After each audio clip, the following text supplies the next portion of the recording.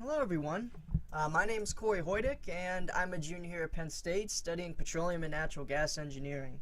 And today I would like to discuss biolocomotion, which is the study of walking on water. So biolocomotion, it's really one of the most striking feats of our natural world. It's exhibited by over 1,200 species that have developed independently all over the globe. There are some insects we're familiar with, like the water strider, that will spend nearly their entire lives on the surface of water.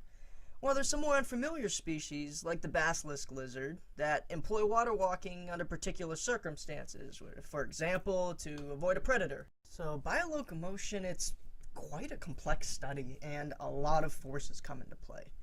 The general equation for water walking that we see here, it comes from a very complex derivation, which includes the force of an arbitrary object striking a free surface, Stokes' theorem, and the non-steady state Bernoulli equation. So we can skip that derivation and see the result that leaves us with an equation chock full of forces, including form drag, buoyancy, added mass, viscosity, curvature, and Marangoni forces. In the figure below, we see that biolocomotion, it results when an object of a characteristic length w strikes the free surface at a speed of u, and that surface is characterized by surface tension sigma and the shape of a unit normal n. Yeah, this model is incredibly complex, but fortunately we are able to simplify our individual models by understanding which of these forces are important and which of those are negligible in each case. And as such, we will examine 4 different mechanisms and 4 different species. We have first the basilisk lizard surface slapping, the rowing and walking of the water strider, meniscus climbing of the waterlily leaf beetle, and finally, the Marangoni propulsion of the Microvelia. As our chart shows, only several forces of our water walking force equation will be relevant in each study. And as the forces are going to be different in each case, no 2 mechanisms will really behave in the same way, as we will see in due time. Okay, so we are going to begin our analysis with the basilisk lizard. To understand which forces are important in the basilisk lizard's motion, we are going to turn our analysis to several important numbers. Just like we've studied the Reynolds, Euler, and Froude numbers in class, we have another important number here, which is called the Bond number. It's the ratio of buoyancy forces to curvature forces. And accordingly, when the Bond number is going to be larger than 1, we have buoyancy forces being important, while forces involving surface tension are negligible. So in our calculation below, surface tension and density are of water, h is an estimated depth that the lizard's leg penetrates below the surface, and w is the width of the leg. We calculated a Bond number here to be greater than 1. It shows that surface tension is not an important mechanism for the basilisk lizard. Similarly, we can do a Reynolds number calculation, and a high Reynolds number here reveals that viscous forces are negligible, while inertial forces are important. And before we continue here, let's take a little look at how the basilisk lizard moves across water.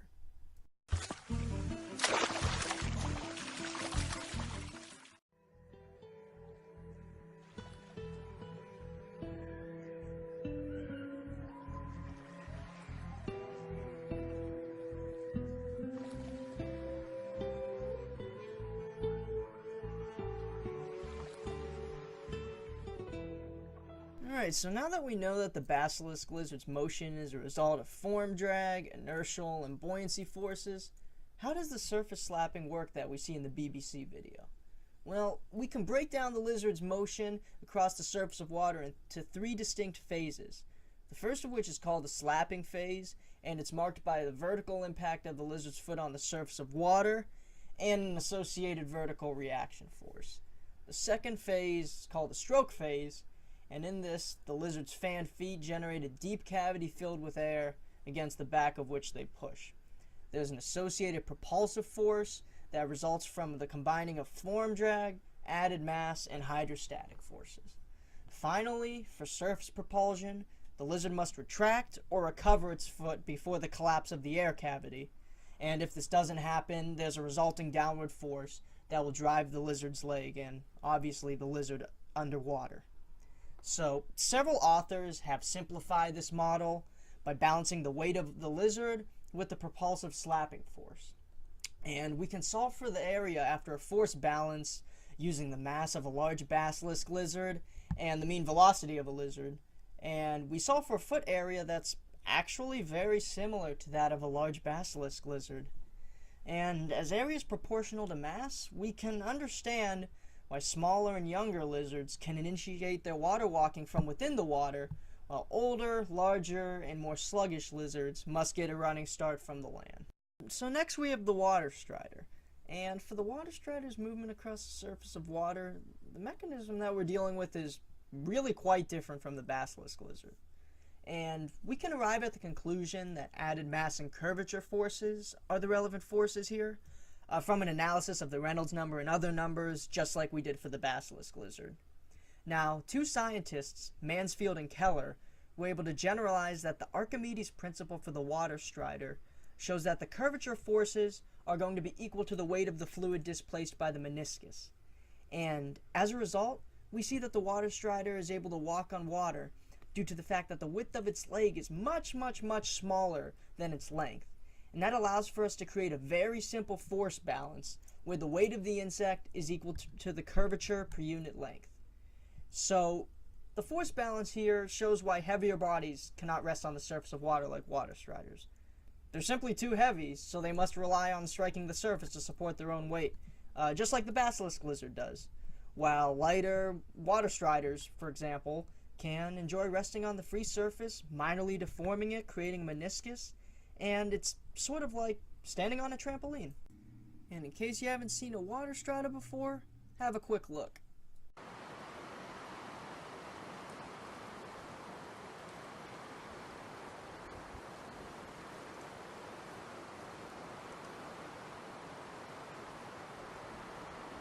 Alright, so now our third model turns our attention to the Waterlily leaf beetle larva, which moves across the water's free surface by an interesting mechanism known as meniscus climbing. This meniscus climbing relies solely on curvature forces, but the beetle relies on curvature forces in a much different way than the water strider does. First off, small insects see the water's surface in a much different light than we do.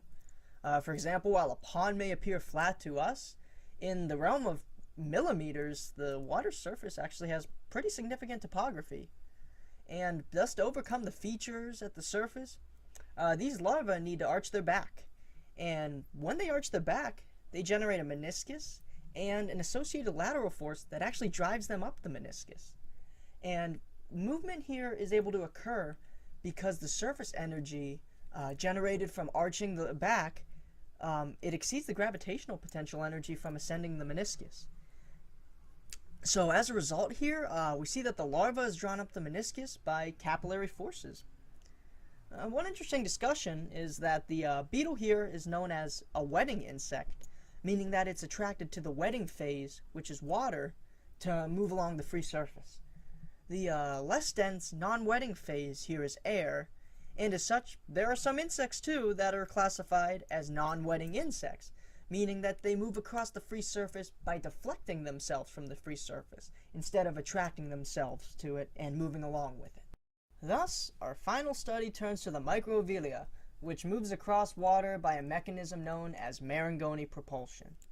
Now, when I first began researching biolocomotion to do this project, I had never heard of Marangoni propulsion. And as it turns out, Marangoni propulsion is actually quite simple, as Marangoni flows rely on a surface tension gradient driven by the difference in surface tension upstream relative to downstream. So, you might ask yourself, how is it possible for a creature to alter the surface tension of water? I asked myself the same question, and as it turns out, the Microvelia releases a compound called surfactant, which is a soap-like substance that actually lowers the surface tension of water. And resultantly, this creates a surface tension gradient driven by a lower surface tension upstream relative to downstream, and the Microvelia is able to move across the surface of water. Alright, so we have completed the analysis of our four models, each of which behave in strikingly different ways due to the different forces involved. So what happens if I try to apply some of these models to humans? And let's take the Basilisk lizard's model and apply it to Usain Bolt. When I solve for the foot area in the same way that I did for the Basilisk lizard, I get a much smaller foot area than an actual adult's foot here. And this result is obviously incorrect, and it's incorrect because larger bodies displace much more water and have a much larger propulsive force. We see that as more water is going to be displaced, more forces will actually come into play, and our simplified model is not going to work. In fact, power generation and stability become much more important factors, and we even see this in adult basilisk lizards who need to get a running start from land relative to the younger basilisk lizards, which can start running from within water. So this no longer works. With power and stability as important factors, we need to introduce a more complex model, which includes the same forces that we analyzed, fortunately, but is much more precise and much more complicated. This study that used this model modeled a human's foot as a round horizontal plate, and in the equation here, h is depth, h dot is downward velocity, and h double dot is acceleration of the plate.